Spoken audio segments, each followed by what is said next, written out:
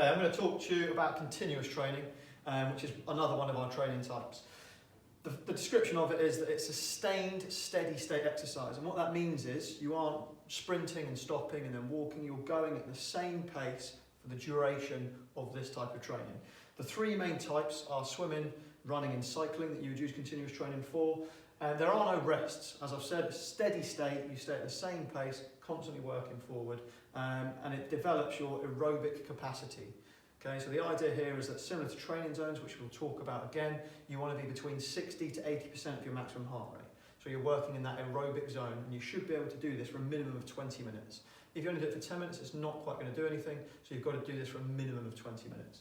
The components of fitness it develops, the main and the most obvious one is it develops your cardiovascular endurance, okay, which is the efficiency of your heart and lungs to supply oxygen to the working muscles, avoiding fatigue.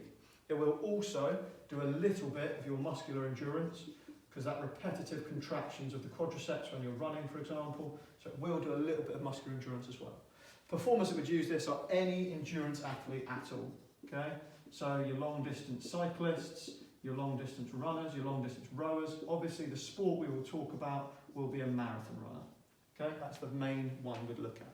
The main advantages we've got when you're talking about continuous training is that it requires little or no equipment, because you can literally, which is the next one, you can go out and you can complete this type of training pretty much anywhere. If you've got a field or a street, recently there's been people that have been doing this type of training on a balcony, just running back and forth, getting into that steady state exercise. So you can do it anywhere, little or no equipment. Obvious disadvantages are, the major one is that it is quite tedious, okay, which basically means it is actually quite boring to do, okay? Because you're doing the same thing over and over again, it can be quite laborious and a little bit boring.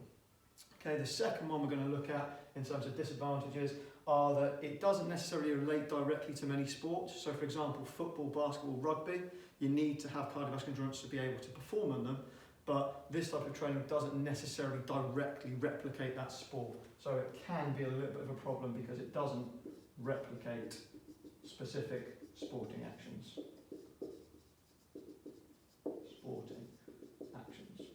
And they are your main disadvantages and advantages for it. All the information's there.